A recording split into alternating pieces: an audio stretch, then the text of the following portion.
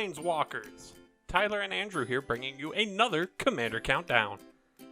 Since it's the Jingle Jangle month, we decided to take a short break from our march through different color combo commanders and instead wanted to focus on some more lighthearted topics. Is that the right word?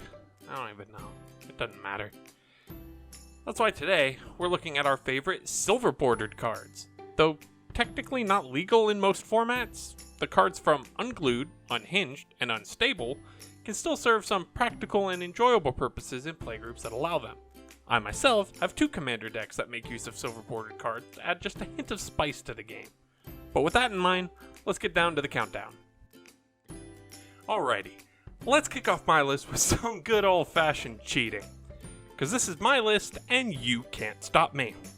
Taking my number 5 spot is the entire mechanic of Augment and Host, a precursor to the Ikoria Mutate mechanic, which, ironically enough, was first shown on a silver bordered card with the Surgeon Commander. Augment and Host allows you to mix and match your creatures by playing hosts and changing them with augments, ensuring that you'll never actually play the same deck twice. On top of that, you get to make such weird creatures as the Batman, or the half kitten, half kitten. Okay. Bad examples. But in all seriousness, plowing into your opponents with a rhino pony or a half squirrel, half rocket absolutely encapsulates the heart of this game, as Richard Garfield intended. Probably. Maybe. For number 5, wait, where did this card come from? Who put this on the board and when? What? Cheaty Face was just snuck out in front of my face. And he's stealing the blue mana symbol. Come on, Cheaty Face. It's not okay. You can't just deface cards like that. And what's with you sneaking onto the board? Was mana even spent on you? No? Excuse me, this game has rules that maintain its integrity. If you're gonna act like a 7-year-old on a playground, then I'm gonna have to disqualify you from this list for misconduct. Don't you dare cheat yourself off the board. Get back here. I'm not done with you yet. Now we come to my number 4 choice, which comes after my number 5 choice, because you count down from 5 to 4 in a top 5 list. Did you know? That little black skull in the corner of this card means you have to turn a swamp card sideways to float a black mana, and then spend that mana to play this card. An instant can be played in response to any spell or ability, even when it's not your turn. That little symbol across from the word instant indicates which set this card is from. This one is from insert set name here. This card destroys a target creature with reminder text. Target creature means you have to choose the creature and name it as the target for this effect. And reminder text, oh hey, a sticky note. Yeah, just read that, it'll tell you the rest of what you need to know. Who doesn't love a good callback? Better yet, what about 2 good callbacks all in one? For my number 4 spot, we have the Blacker Lotus. A clear reference to arguably one of Magic's most powerful cards, the Blacker Lotus's effect of forcing the user to tear it to pieces to use it also pays homage to the myth of people tearing apart their Chaos Orbs in order to hit multiple targets and destroy multiple things. Which, now that I think about it, in and of itself is referencing the silver bordered card Chaos Confetti, and basically it's references all the way down. All tied up in one of my favorite gags from the I'm Better Than You camp, in that it just adds to imply that it's bigger, unlike other Black Lotus variations available in Black Border, like the Gilded Lotus, or the Jeweled Lotus, or the Lotus Veil, or the Nyx Lotus, or... Taking my number 3 spot is my favorite of the 3 player archetype cards, that being Timmy, Power Gamer. Alongside Spike, Tournament Grinder, and Johnny, Combo Player as the 3 What Kind of Player Are You categories, I like Timmy the best because, guess what? I'm a Timmy. I've made it abundantly clear that big numbers are the easiest way to my heart. And yes, while green is the most famous for putting up big beefy bodies, I want it to be known that black has no shortage of massive demons that Timmy could theoretically cheat into play for the low cost of 4 mana. Don't even need to put colors into it either. Just 4 generic mana and your big, thick beefsteak can storm the field in a way that very few cards can stop. And look, I've got nothing against Johnnies and Spikes. I just want them as far away from me and my family as possible while I dirtle out the big boys. Is that so wrong? Now for my number 3 pick is Infinity Elemental. Not only does it have infinite power, but its card art nests into itself, like when you have two mirrors across from each other. Also, it only has 5 toughness, so it dies to a lightning axe, which is unironically the funniest part about this card. Plus, you can't go wrong with elementals in my opinion. Now for my number 3 pick is Infinity Elemental.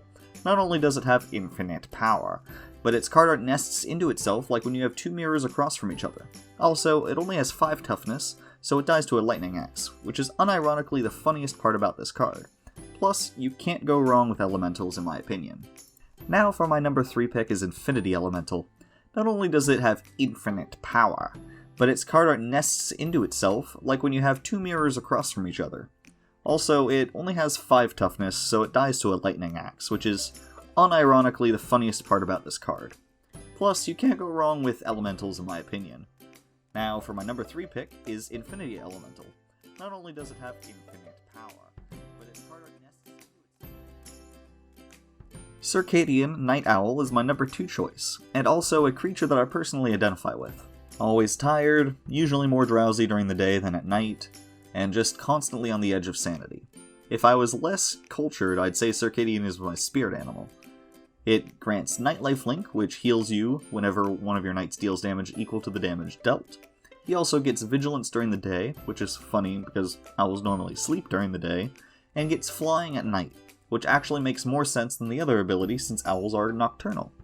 Plus, anyone who knows me knows I love birds and lizards, really just animals in general, and Circadian is adorable. I wish he could get a good day's sleep. Stomping in at my number 2 spot is the OD Original Dinosaur. Himself, Old Fogey. A relic from an age long past, this dinosaur comes equipped with a whole host of old, outdated, and rarely used keywords. Thanks for making a return, phasing, to stop me from saying extinct keywords. All on a 7/7 body for only the small investment of 2 green mana. Yes, I realize it has Echo, which would technically make it cost 4 green, but as its current ruling from the Year of Our Lord 2020 reads,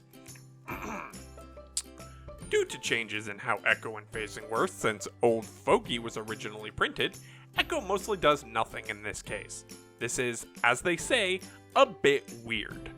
Old Fogey is phased out when its Echo ability would trigger, so that ability doesn't trigger at the beginning of the upkeep after Old Fogey enters the battlefield. Phasing in doesn't cause Old Fogey to enter the battlefield, so Echo ends up not really doing much at all. Not to mention, one of its abilities is banding, specifically with other dinosaurs. Putting aside the fact that banding is unironically my favorite mechanic in the game, the fact that the Fogey is a dinosaur that also bands with dinosaurs is another old-timer joke. See, when Magic first started, there were a few creatures that did have the creature type dinosaur. However, during one of the creature type updates, the creature type was dropped in favor of some combinations of lizard and or beast, thus making the Old Fogey a joke about an outdated creature type that bands with a now non-existent creature type. But with the release of Ixalan and the reinstatement of the dinosaur type, the Fogey can now actually band with its fellow dinosaurs. It's true what they say. They move in herds.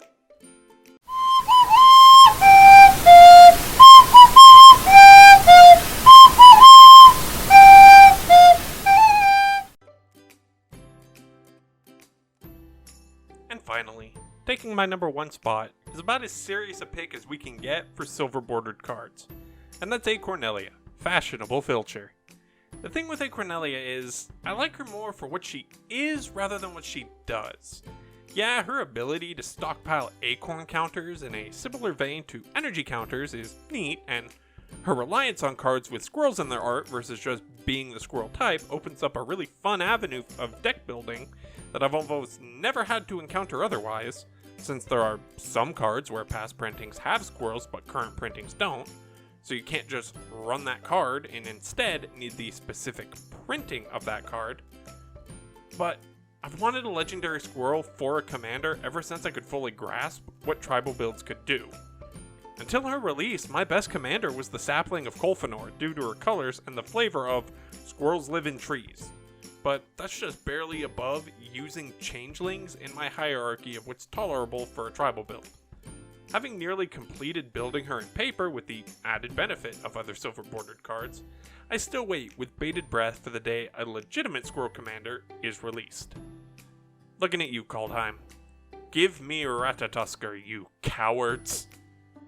This card is maybe the funniest card I've seen come out of an unset, and that's Ass Whoopin'. To keep the game child-friendly while still getting to say ass, every ass card printed in one of these sets features a donkey on it.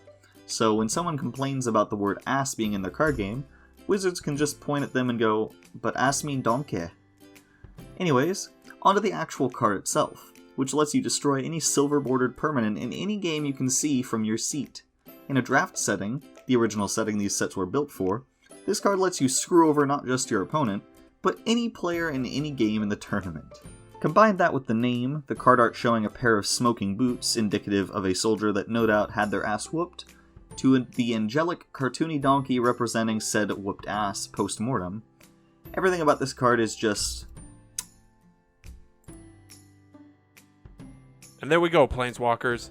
Our favorite silver-bordered cards that we like to run in Commander when our playgroup allows it. We hope you enjoy this deviation from our regular countdowns on this most festive of months, and don't worry, we'll get back to the regular countdowns as soon as possible. We've still got a whole bunch of categories to cover. But hey, if you like what we're doing here, throw a like our way, maybe a sub, and leave us a comment to let us know what your favorite silver-bordered cards are. Until next time, Planeswalkers, this has been Tyler and Andrew, and we'll catch you next time. Peace!